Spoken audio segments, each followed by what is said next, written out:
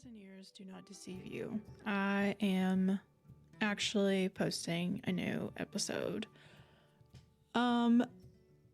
I have been MIA, but not actually MIA. I have been, honestly ill. A lot of the reason I have not been able to put out new episodes lately is because was just like sick because it's cold, and apparently where I am in Kentucky, we want to be getting the flu, we want to be getting COVID, just pretty much any sort of like flu-ish, cold, rhinovirus, what have you. It has made its way to me, including a stomach virus. What's that about? That was a 2026 surprise. So, yeah, things have not been going as planned, and that's okay because things don't always go as planned, and we just have to live with that. Also, things that I have scheduled, interviews, etc., not been happening for that reason. Guests have been getting sick. I've rescheduled. It's fine.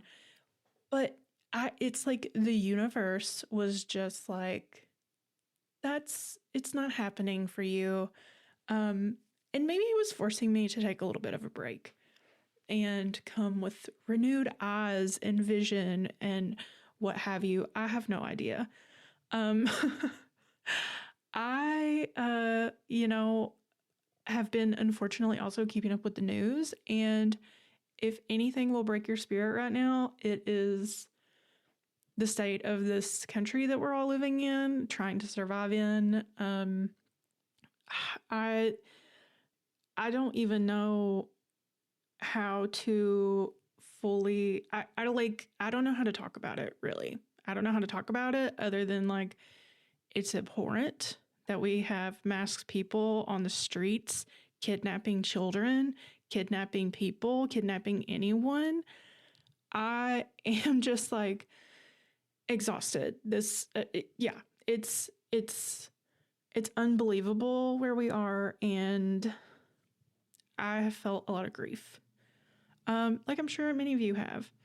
So yeah, not really firing on all cylinders lately, but still very much invested in doing the podcast. I don't want anyone to think that that's not the case.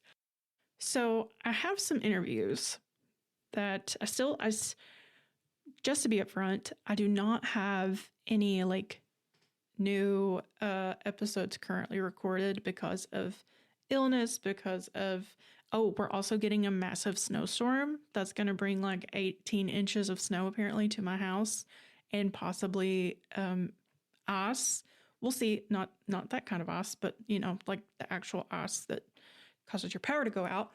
So I am, just like rolling with the punches. It's really hard to do things in the winter, apparently. And will I have power in 72 hours? We don't know. I'm going to get this uploaded as quickly as possible for that exact reason. I have not a new interview, but I do have some interviews that maybe you haven't heard before, or maybe you've heard clips of on social media. In, I think, October last year, I was invited to the Mountain Grrl Experience in Pikeville, Kentucky. And what I decided to do was set up a little table, and I just wanted to hear people's stories. I know that everyone has a story. That's like the great thing about just getting to talk to people is like everyone is very interesting, to be honest. Everyone has a very interesting story. I really think that, obviously we should all be talking to each other more in person. But really just like asking a person one question can lead you down so many different avenues. And I am just genuinely curious about everything, or maybe nosy. I don't know. Curious or nosy. I'm going to say curious because it sounds better. I just want to know about people. I just want to know about their lives, their interests, their past, their history, what's important to them. So I set up this booth, and I was just like, tell me a story about a woman in your life, or tell me about yourself. all sorts of different questions. I did have some questions sort of about Appalachian figures, things about this podcast, like who should I interview? What should I ask them? I'm gonna, the episode is gonna be some of those interviews and unedited. I will say I was at a music festival. There is music in the background. Also, at some point, someone with a motorcycle just decided to like post up at like nearby my table, which is fine. We have a free country for now, but I was like editing this and I was like, oh gosh, this sounds kind of awful. So I apologize in advance for that. It does not, my regular standards of podcasting were not met, I guess, by me. I'm sure you guys will think it's fine. It's really not that bad, but maybe I'm blowing out of proportion. I'm setting the bar low so you guys can be like, wow, she did a great job. Building some cushion in for myself. I do expect in February to be on a more regular schedule. That is my hope, not my promise. We don't know what the world is going to bring us. We don't know what the weather is going to bring us, especially. And I am going to be consuming as many oranges and emergency little packets and what have you, or just staying in my house. I haven't decided yet. I just illness keeps finding me and I hate it. I hope that you enjoy these set of interviews. And I would actually really love to do something like this again.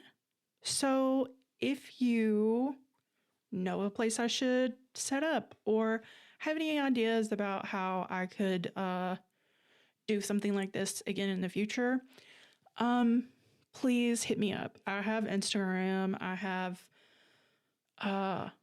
what do I have? Social media. Oh, I've been trying to stay off of it. I have Instagram. I have TikTok. Actually, that's it. Oh, I have Substack. Duh, I have Substack. I also have an email.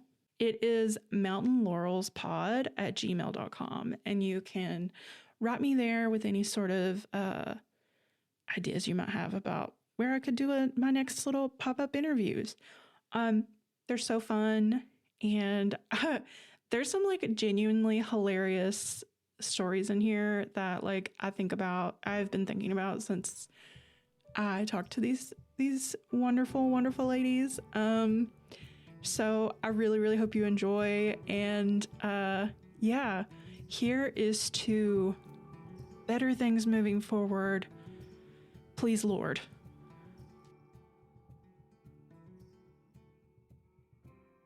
Can you tell me your name?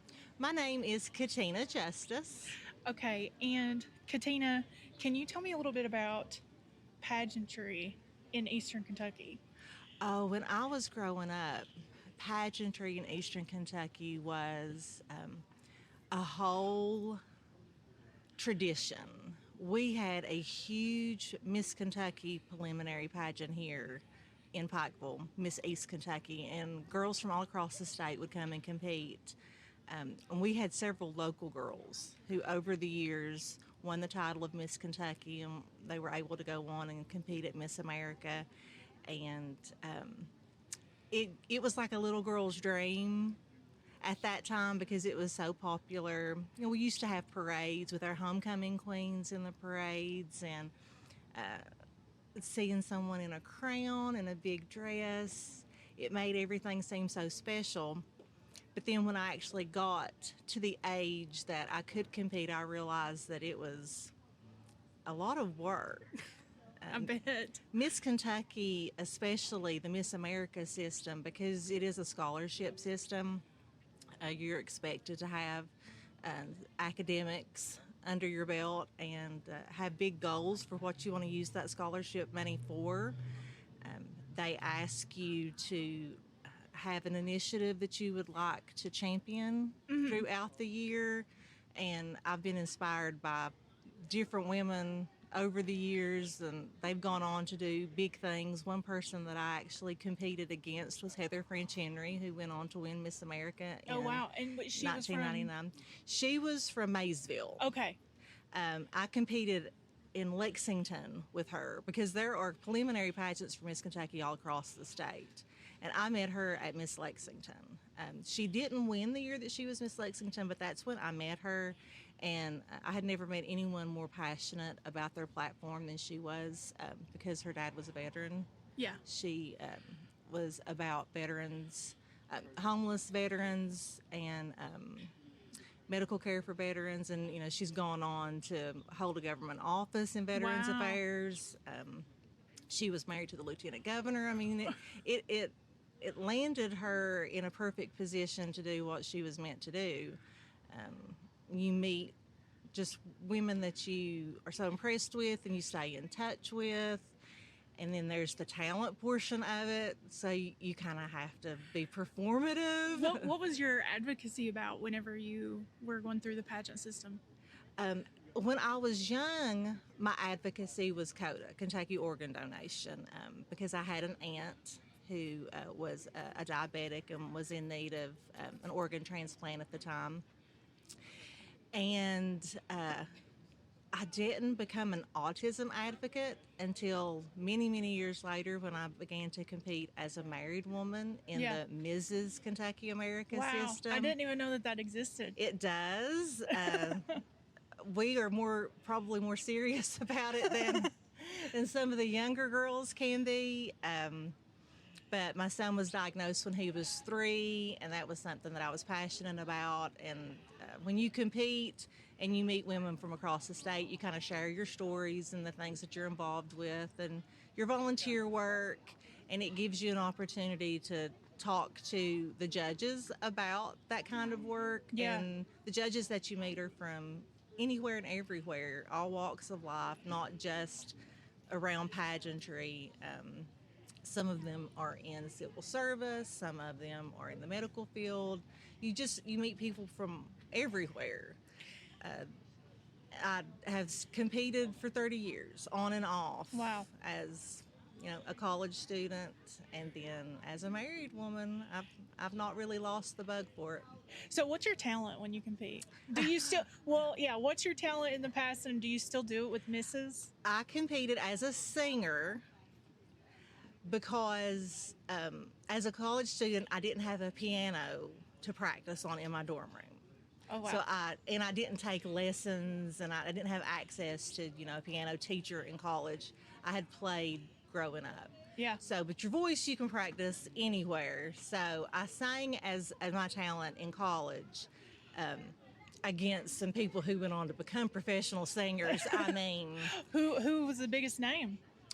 Sherilyn Cook was Okay. one of the very popular singers at that time in the Miss Kentucky system. She had a rendition of When a Man Loves a Woman where people cried and stood up and applauded. And she's had her own band, and she's put out music.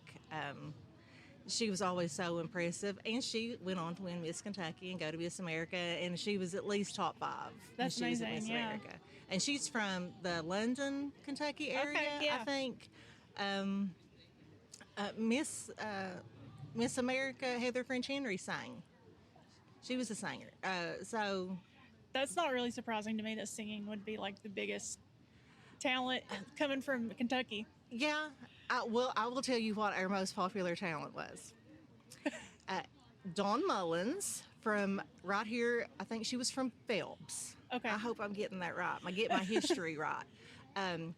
She did a clogging routine Oh. where she actually did at least one back handspring on stage. Oh, wow. With And clogs. when she had her her tap shoes, her clogging shoes on. Yeah. Fringe outfit. It was amazing, and girls have gone on to try to emulate that years and years later. They've tried to do the outfit, they've tried to do the routine, and no one did a clogging routine better than Dawn Mullins. That's amazing. So now that you're in the Mrs. Pageant as a married woman, you mentioned autism before. What inspired you to make that your cause? Well, it came naturally to me because that's what I was doing in my everyday life. My youngest son was diagnosed when he was 3, and this would have been in 2007. And at that time, I really didn't know of anyone else with a young child with autism, and I didn't know of any kind of supports. At that time, we were celebrating different awarenesses with parades, and you would see things in the newspaper about breast cancer awareness. Yeah. Or so at that time we had a little newspaper called the Pikeville Medical Leader. Yeah, I'm familiar. And I contacted, I was just put in touch with a writer, Brandon, at Pikeville Medical Leader, and just asked him if he knew when like Autism Awareness Day was, and if they had anything planned, because my family and I would like to get involved. And he had no idea what I was talking about. Oh, wow. They had never had anything in the city, nothing planned. So just talking to him and sharing our story with him, he went on to write a 4-part series in the month of April, because we went and found out that April's Autism Awareness Month. Yeah. Our judge executive at the time made a proclamation. We had an Autism Awareness Day proclaimed that year. And that series won Brandon some national acclaim. He was got a little bit famous for the series that he did on my son and the other families in our area. And they followed that series up every year for probably 4 or 5 years, just kind of checking in to see what my son was doing and the other families in the area. And I hope that kind of awareness led to realizing that we needed more resources in our area. Yeah. I talked to anybody that would listen to me. At the time, I went to different Rotary meetings and things and just shared our story and shared what kind of support families in our area needed and what families away from here had access to that we didn't. Yeah. We actually went to Cincinnati Children's Hospital for his services as far as his diagnosis. And then we got therapy services through Pikeville Medical Center, and they were wonderful. They gave us the boost that we needed to get him started into school. We used all the school services available.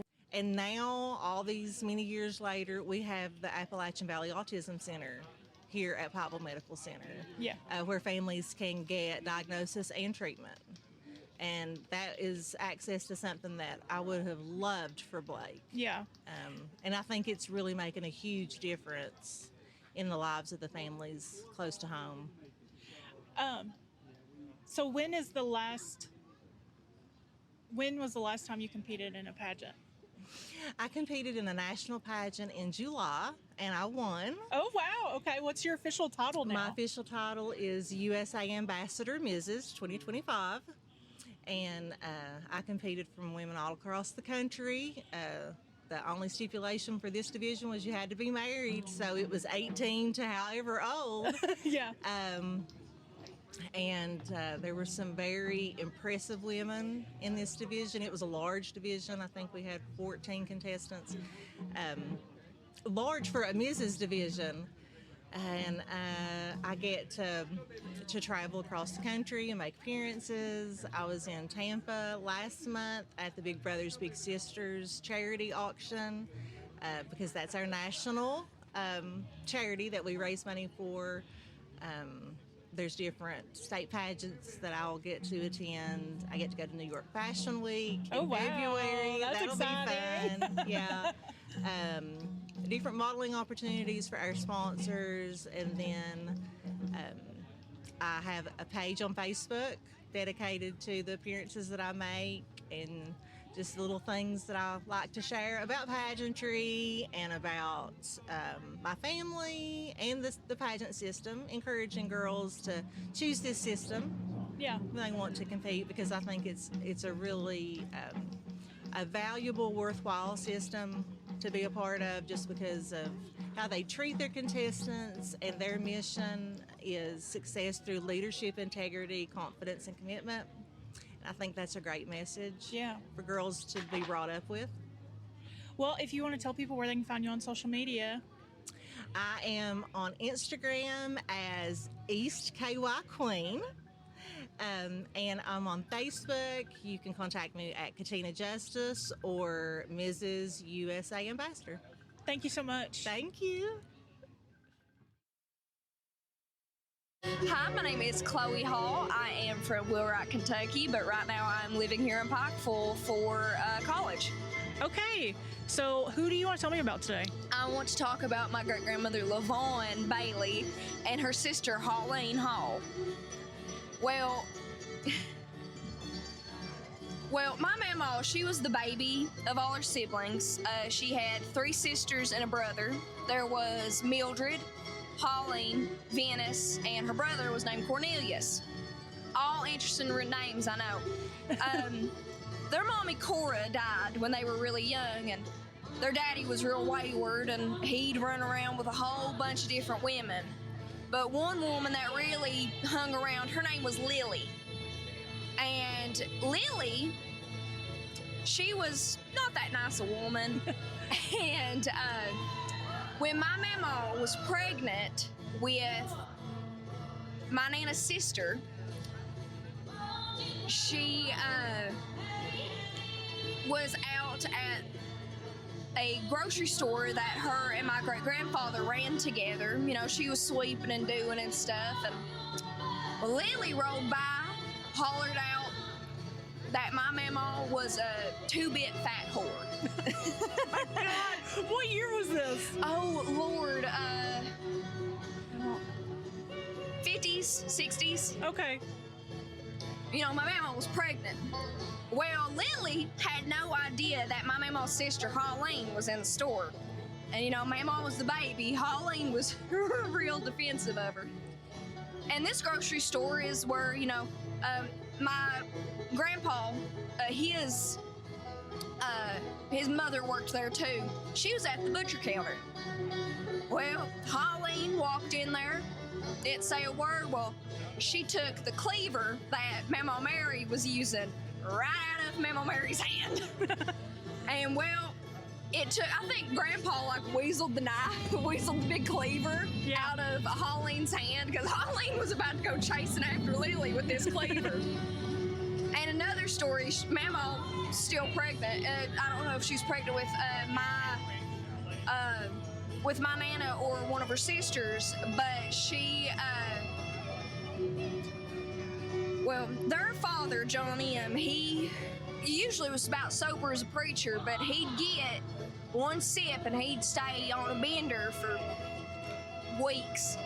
Well, one time, Lily poisoned his liquor.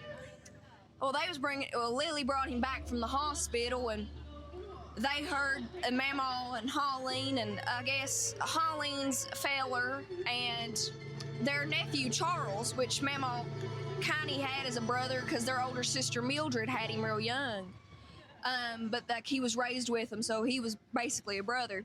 Now, Holleen said to Charles, and this feller said, "Now don't you let nobody hit on LaVon, you know she's pregnant." And well, they go and they pull in behind them. Well, Lily's rolling up the window. Mama reaches in, grabs Lily by the hair of the head, and just starts wailing on her. Well, John M. gets out of the car, you know, freshly out of the hospital from being poisoned by this woman that's getting beat on, and goes to hit my mama. Well, Holleen takes it, cold clock, knocks him out slick. My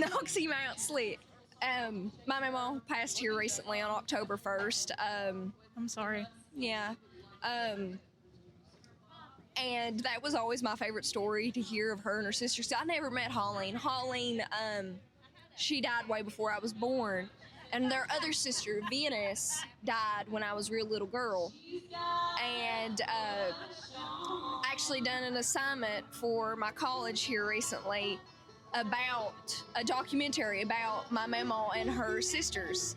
But that story about how Holleen did anything to protect LaVon just shows the true spirit of the Appalachian woman. You know, they grew up together, sisters. You know, sisters are fighting, bickering, everything. But just, they'll do anything for their sister. And and just how feisty the Appalachian woman is. Oh, yeah, definitely. Do you have any questions? Well, I was going to ask you. I mean, I don't have any question about that story. I feel like it stands on its own. But do you want to do some like rapid fire questions from this? Of course. Okay. If you could have dinner with any woman from Appalachia, living or dead, who would it be and why? I'd like to have dinner with my mama one last time.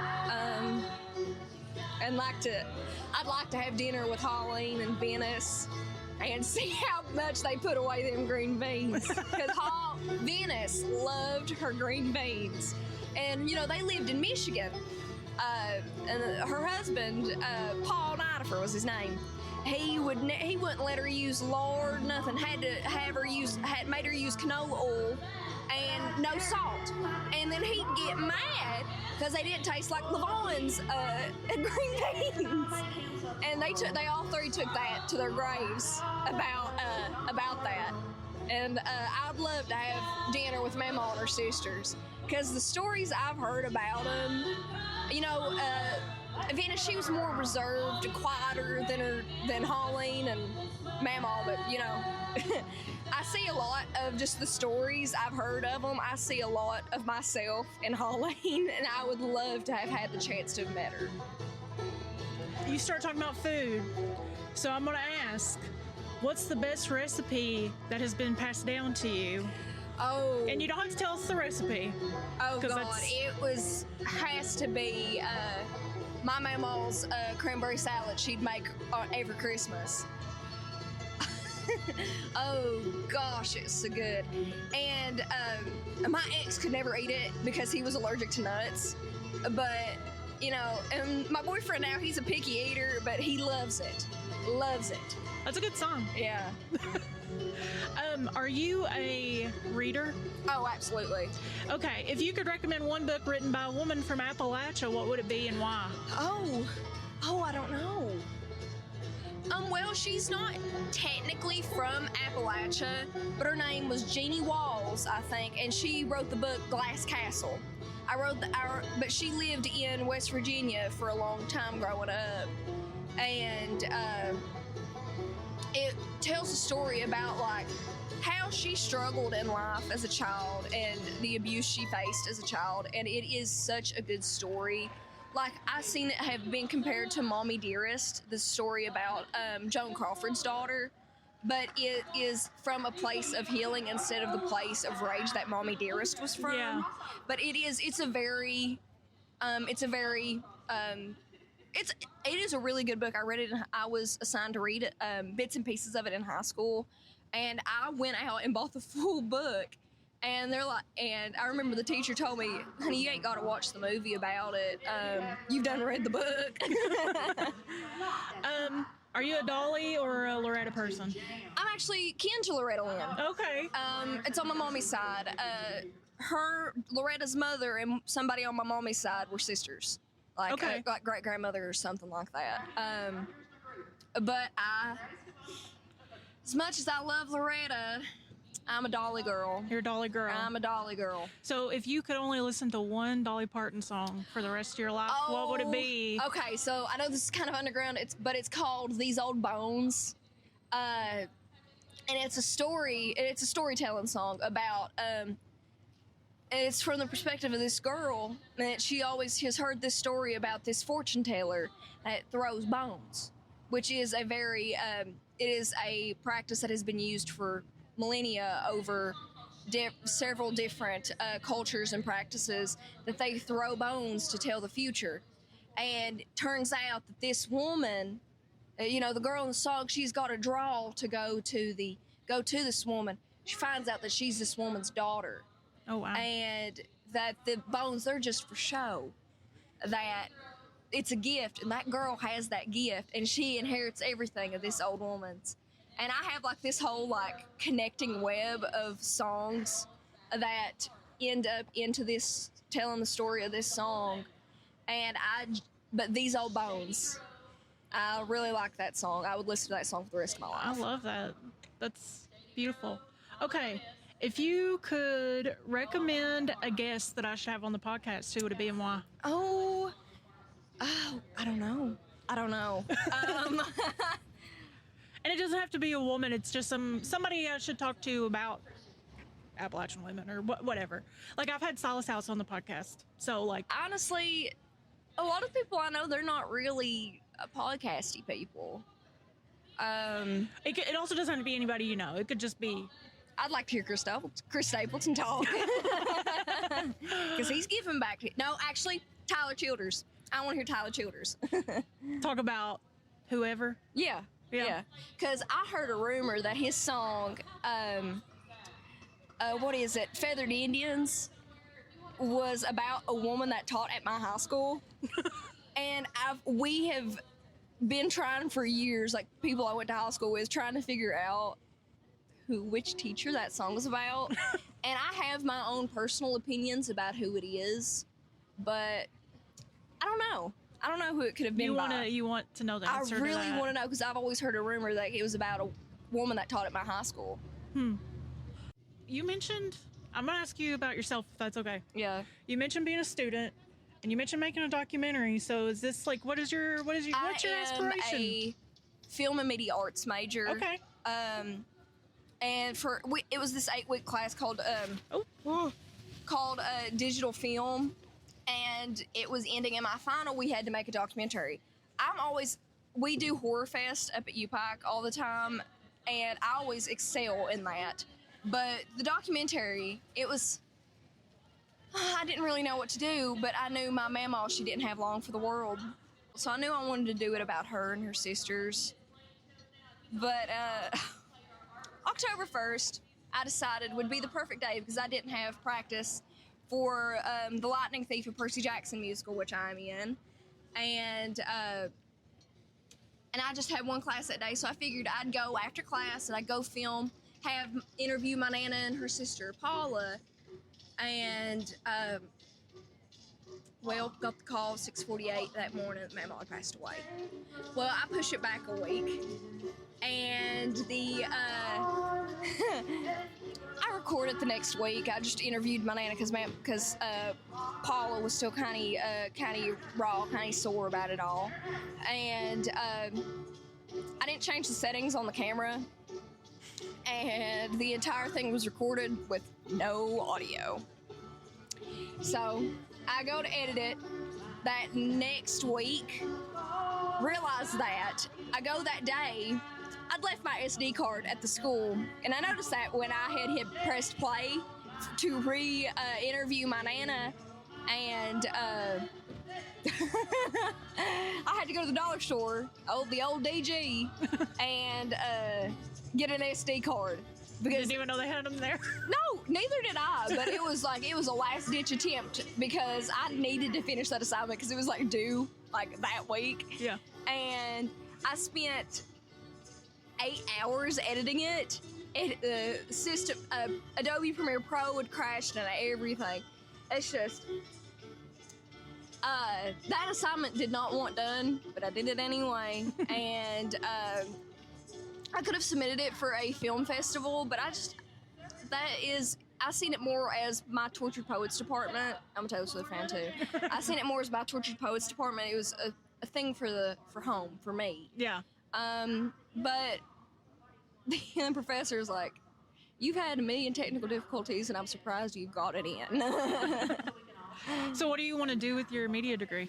I actually, it would be nice to go into film, into Hollywood, but I actually would be very happy going to PMC and doing their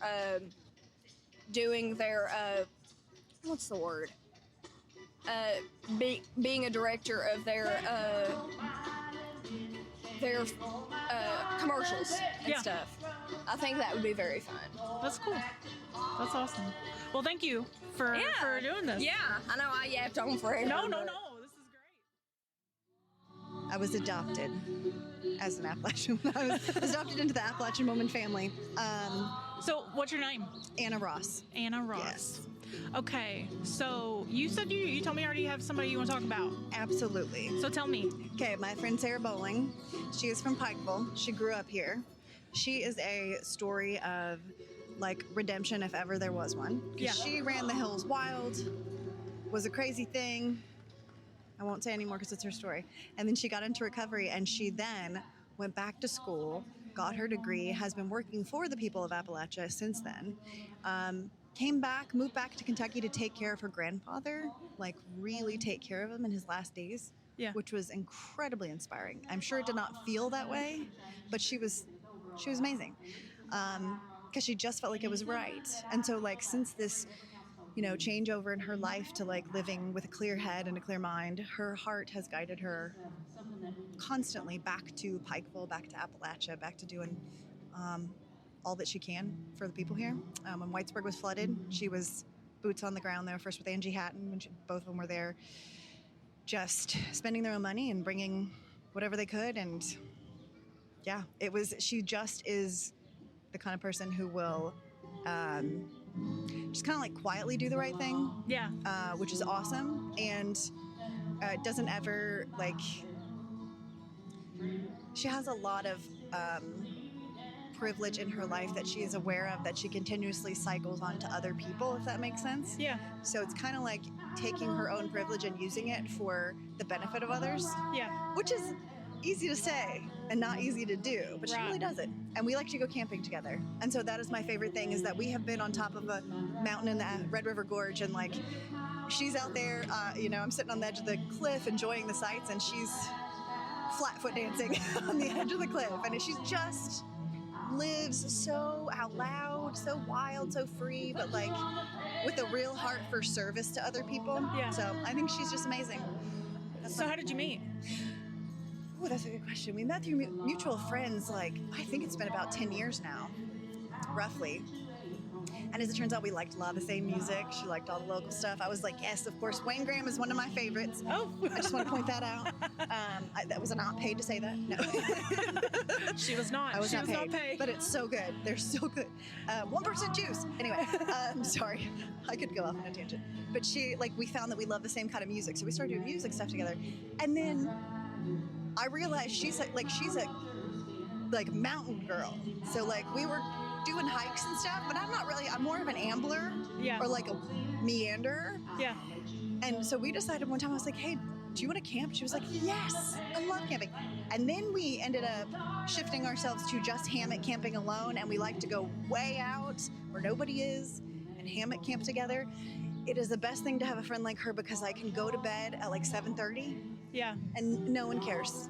We Yeah. just don't care. We don't feel the need to entertain each other, but we're always just entertained. And I told her this once. In fact, I just did the Living Eulogy workshop, and that was like one of the things I always talk about, is say the things to people about them while they can hear it. Give them their flowers while they're Yes, here. while they're here. So one of the things Or their laurels. Yes, one of the things I told her was, when we get to hang out together and camp, I feel relief and peace being around her. It doesn't even matter the topic. It doesn't matter if we are talking or not. It doesn't matter. It's just like, if I can get there and set up camp and sit at the fire with her, I'm good. Like everything feels right. So Friendships are so important, So and important. female friendships. oh my gosh, listen. The poor men. Just go bad. No. Well, all my husband's friends are my female friends, so he's got that. That's great. That is great. No, but I really do it really means something. We've been through a lot together too. So like lots of stuff. She just lost her dad a year ago, actually a year ago next week. He's from here in Pikeville. And so it was a really big service in a funeral home up a mountain. And he was a Shriner. So they came in and did their ceremony part. And Yeah. it was just so interesting to see how beloved she is by people here that she maybe grew up with, that maybe knew the old her, or especially even more than that, the people who maybe are politically opposed or directly opposite. She just is for the people and caring about them. Now, don't get me wrong. We have serious and strong opinions about things. But this is what's amazing about her. She worked for the Democratic Caucus for a while, and she managed to form incredibly good relationships with everybody. Didn't matter. And because of that, lots of things got done, and I don't think she gets enough credit for that. She was very quietly in the background getting underpaid to do the stuff that she did, and it was a lot of stuff that benefited people, especially people like me in recovery. So, you know, it's just really important. She just does good work. So. Yeah, I think that's one thing that I've noticed is like anytime whoever I'm talking to or talking about, Yeah. they're always like, she is amazing and she'll never talk about anything she's done. And it's just like such an Appalachian trait, which is why I made the podcast, because I was like, we should all be talking about this. It so is. Like she's so hard on herself. She has quite a lot of like confidence when it comes to other things, but like there are times when I'm like, you just did this amazing thing. Did you not realize how amazing that was? Yeah. And she's like, oh no, that was really hard, or whatever it may be. I'm like, you just inherently brought two different groups together, like across party aisles. That's amazing. Yeah. It's just, yeah. Yep. It's just a thing. I hope we get through that and past that, where we're finally like, look at this cool thing I did.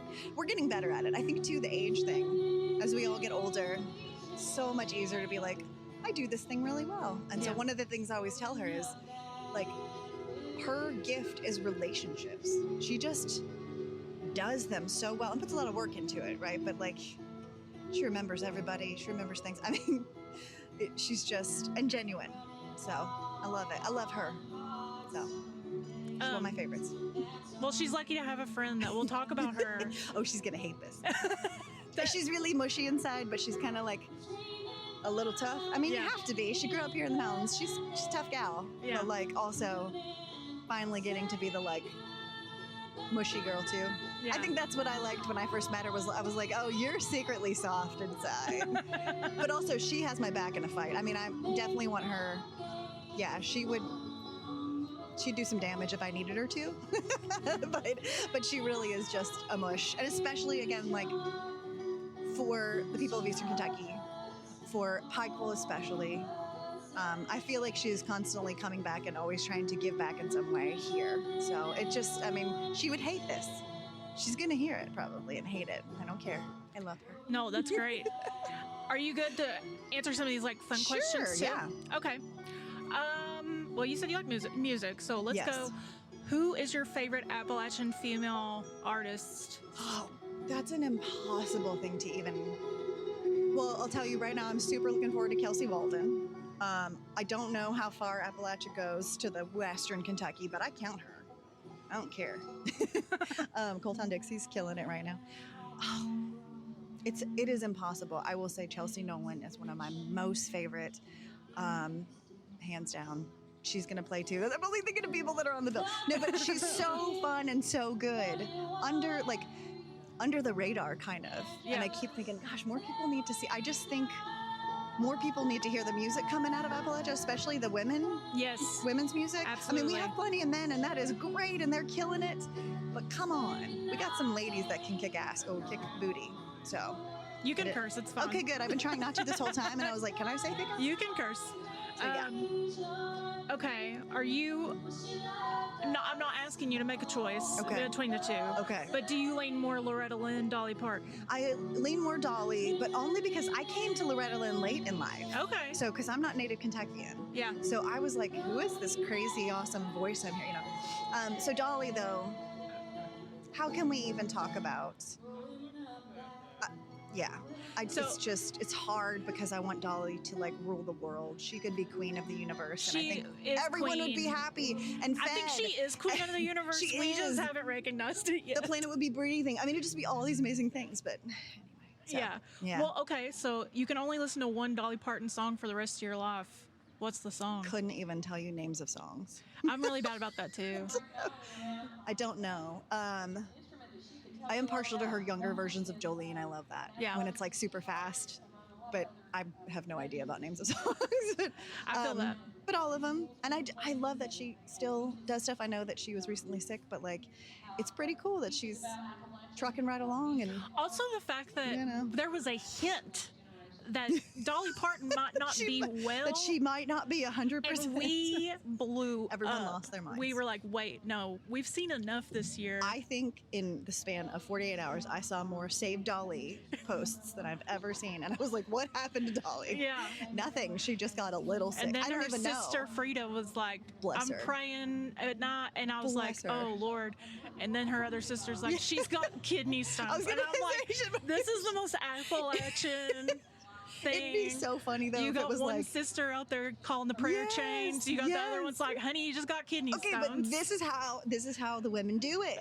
This is how it goes. We don't mess around. We're like, hey, what do you got going on? All right, I'm in. Yeah. It's just, yeah. No, I loved that actually. I thought that was lovely because so many people came out of the woodwork to be like, actually, she's done amazing things. Yes. Yes, she has. Yes. Let's talk about it all the time. All the time. Okay, if you could recommend a guest I should have on the podcast, who would it be and why? Oh, let me think. Gosh, Christine Nolan. I don't know if her last name's Nolan. It's Josh Nolan's wife, Christine. She wrote a book recently that I have not finished yet, but it's pretty awesome. She would be someone to talk to. I don't know if she would because I feel like she's very reserved. Maybe doesn't want to be on the mic all the time, but I think she's very cool. Like she's inherently cool. Gosh, who else? So many. This is the hard thing. I'm like, I know. It's the hard thing for me Tons? too. That's why I'm asking people. I will say, I always go back to like people in recovery, especially women in recovery, because lots of different kinds of recovery, but it's typically in the past, it's been a, men only kind of thing that's been talked about. And we got some women and we got all kinds of people. Doesn't matter, not, different gender, whatever, that are impacted by addiction and alcoholism and whatever else. I mean, there's all kinds of stuff. So like, I would say anyone who's made it through to the other side, highly recommend. Can't think of anybody that I'm going to give their name out, but like, yeah, when you manage to get past that first beginning part of trying to get through the real withdrawal stuff and then like living life stark raving sober, Yeah. is you get through that and you get some time under your feet, some grounding.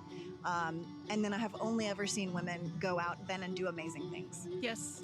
I mean, part of it is knowing that you are living on borrowed time, 100%, but it is just, whether it's society or nature, the women I know who manage to make it into recovery then start giving things back.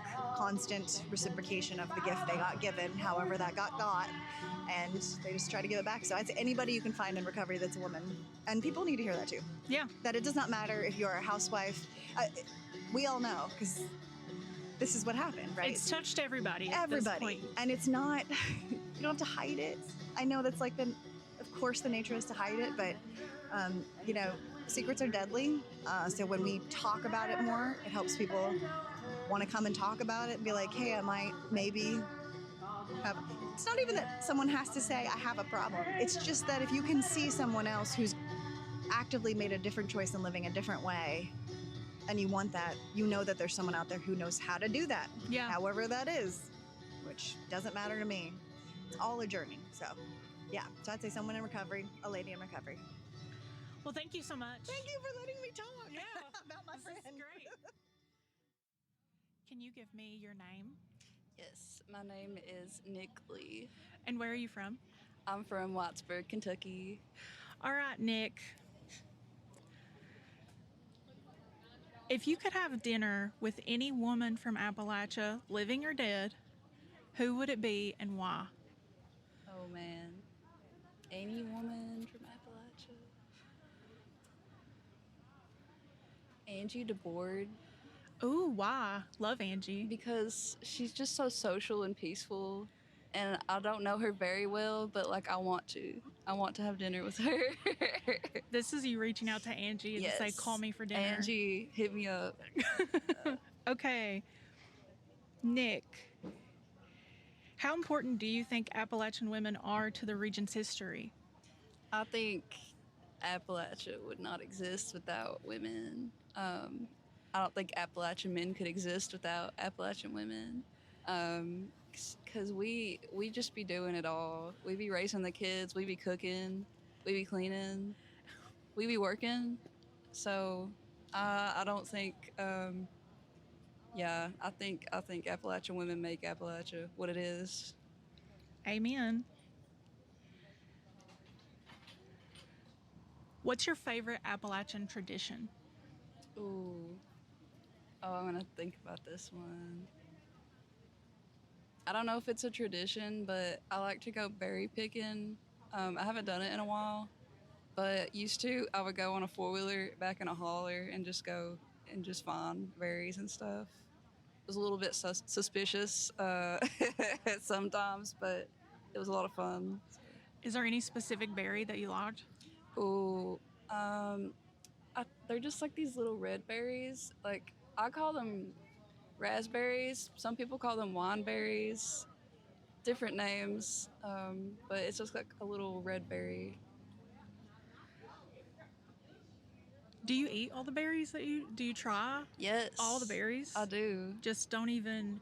No, I know which ones are good. Okay. Yeah. See, that's something that I've never been brave enough to really get down with. Yep. Maybe one day I'll pick a bad one and I'll learn my lesson, but not yet. Okay. If you could recommend one book written by a woman from Appalachia, what would it be and why? Ooh.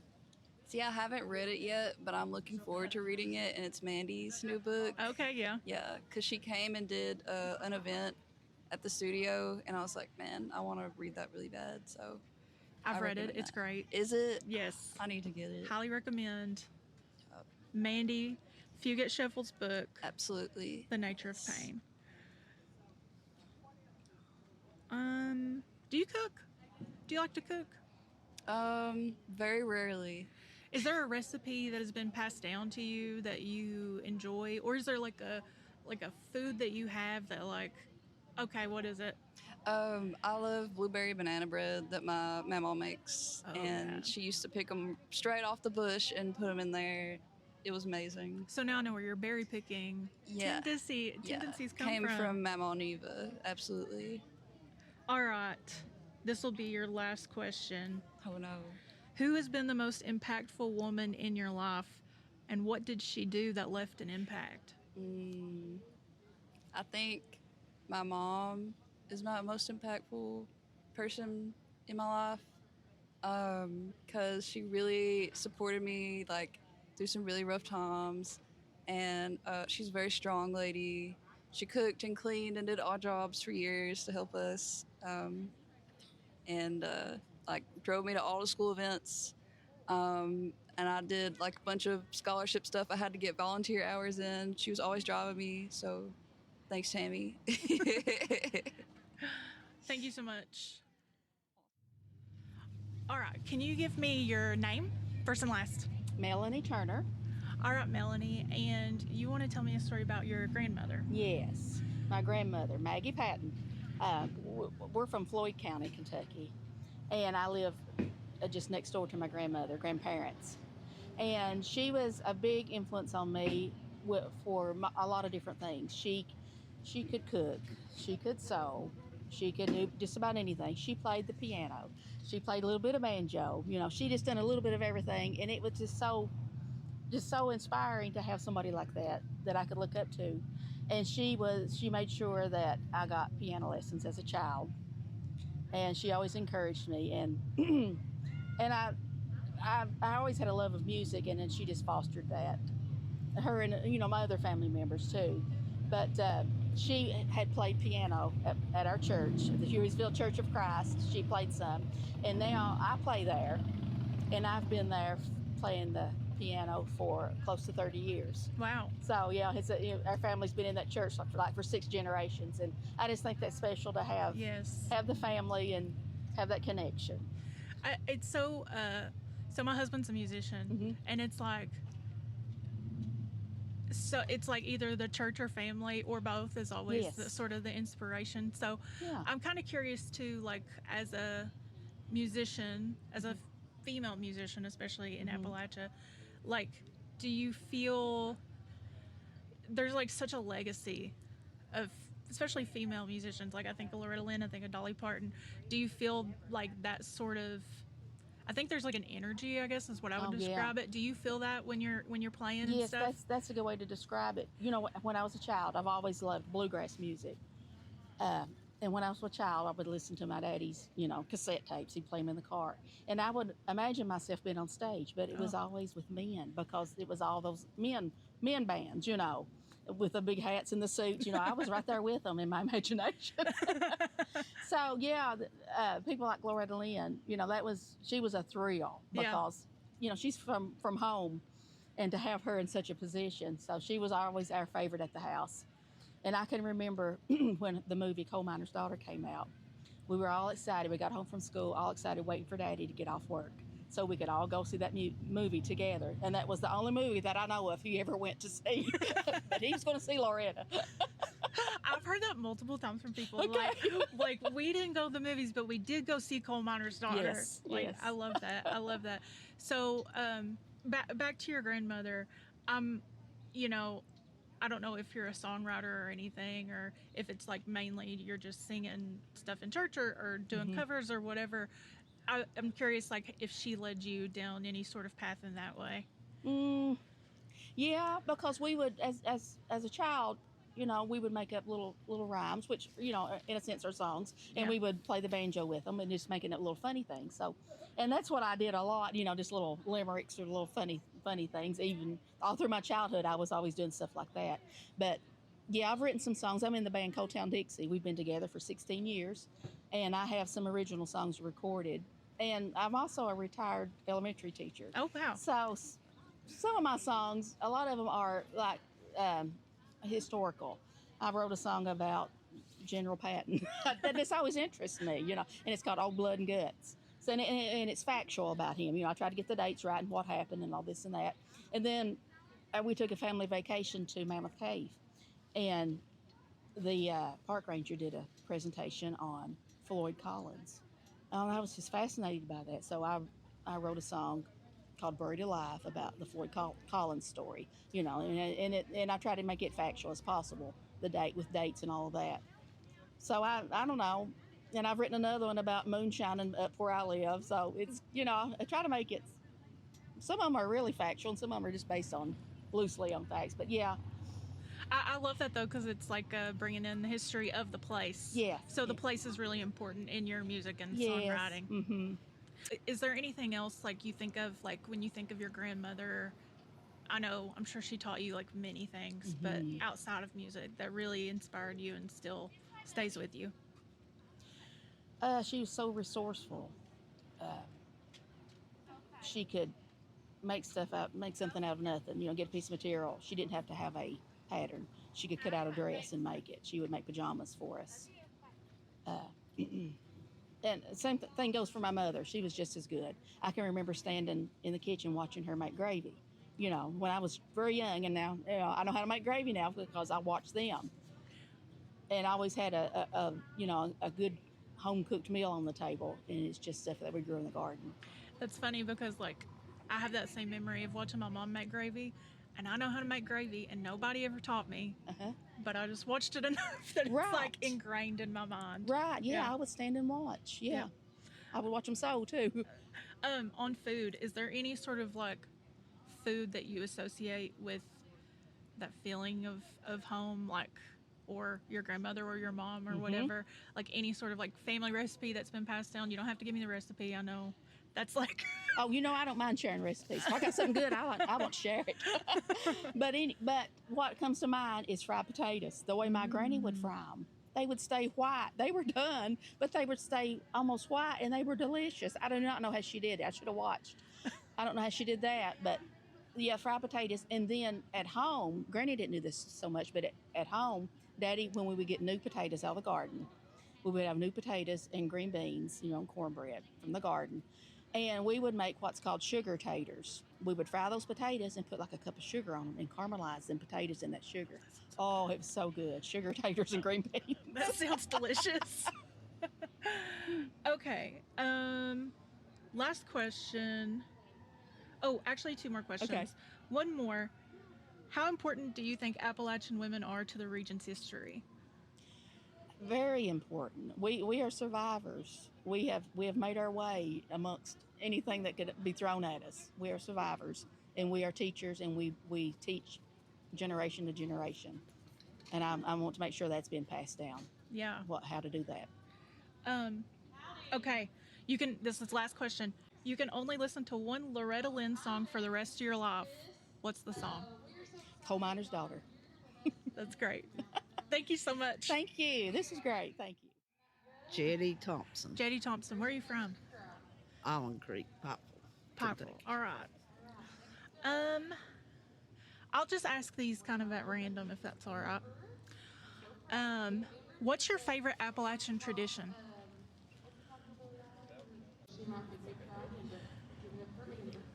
Fixing fried chicken, eggs, gravy, biscuits, and fried taters for breakfast on Sunday morning. I'm coming to your house.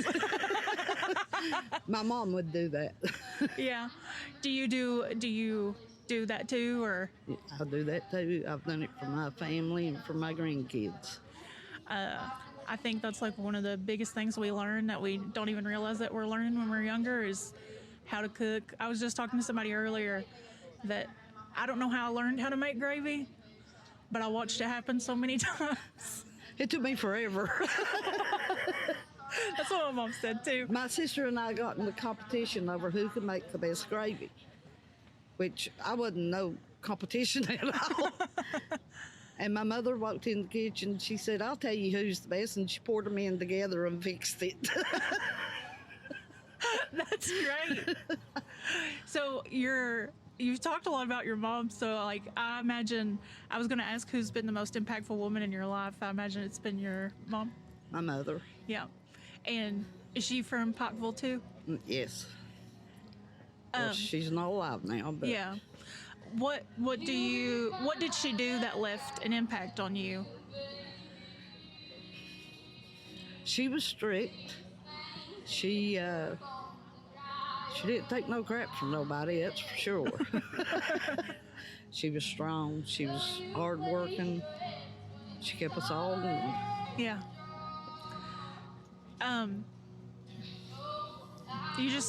You talked about food too, so now I'm gonna ask, like, what's the best recipe that's been passed down to you, maybe from your mother? Best recipe, I would say pickled beets. I wrote down her pickled beet recipe when I was like 17. I still have that recipe today. And remember when I wrote it down, I was like 19.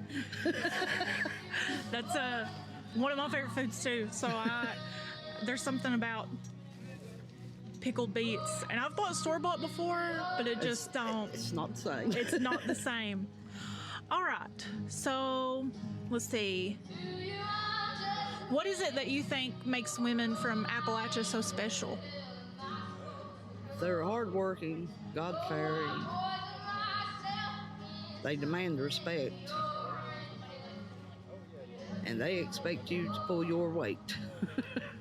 That's true. I love that you said they demand respect, because I feel like my whole life, I felt that more with like aunts, like my mom and aunts and stuff. I was like, if I'm going to get in trouble, I know that's who it's going to be with. I never thought that way about my dad or anything like that. I don't know, back then we didn't think of things the way kids do now. We wouldn't have dreamed of it. Yeah. And the talk they have, there is no way it would have been put up with. I agree with that. But yeah, it's like Appalachia is a matriarchal society, and I don't think people... You really think your dad is until both parents pass away and you get studying about it and you find out, no, Mom was behind Dad. Yes. He just enforced what Mom wanted enforcing. Exactly. It was always in my family. It was, if I asked my dad, he'd be like, well, go ask your mom for permission to do anything. If you could have dinner with any woman from Appalachia, living or dead, who would it be and why?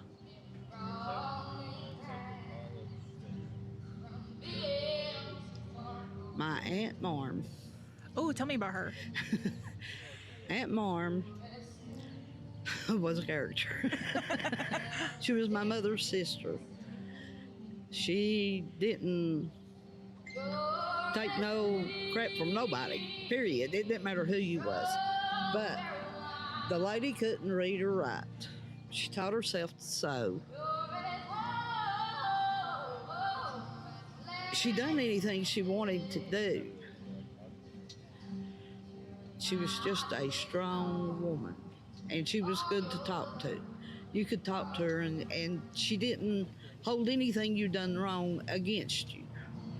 And if you got in trouble, she was ready to go fight the person who caused the trouble. I mean, it really didn't matter. She was just a very strong influence at that time. What, like in your childhood or teenage years or all throughout? Up till in my 20s. And is she from Pike County too? Yes. Is all your family from Pike County? Yeah. How, like, do you know how many generations have been here? I think it's 7 that I know of. 7. Wow. All living in the same space, like. Yeah. In the same area, more or so. Yeah. I love that. So, tell me a little bit about you. What do you do? What do you? Well, when I was a teenager, I was wild and crazy. As all teenagers. We all go through it. I worked with FEMA when it flooded here in Pike County back in '77. And then later on, I got married, had 2 kids, and spent my time raising those. And then I started with my oldest brother working in the flood adjusting business that he had, and started flood adjusting. And now I examine flood files. You do what now? Examine flood files. Oh, what does that mean? What is that? I check the files and see what the adjusters recommend for payment and all that.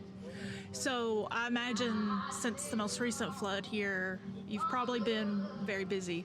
Yes. Yeah. I think we quit in around June, I think it was, maybe July. We worked since last September. Wow. Worked a long time this time. Is it like does it feel seasonal like work or? Well, it's whenever a disaster hits. Yeah. So kind of seasonal but also I feel like. It's seasonal. I mean, it's not something that you can depend on regular. Right. So you just have to watch what you do. Yeah, I used to, one of the other things that I do is I'll volunteer with disaster recovery just through so me and my husband's from Letcher County and I used to live in Letcher County, so we had a big flood in 22, so I'm very familiar with the process. That part of it I'm not into. I'm not into it either. I'll tell you, they make it a lot harder than it should be, is what my experience has been. I'm curious though, do you, as looking through flood files and stuff, do you feel like, I don't know what all is involved, if you're looking at property or whatever. Houses, mainly. Houses, just looking at houses and stuff. Does it feel like, my dad is from Pike County and he always told me about the flood of '77.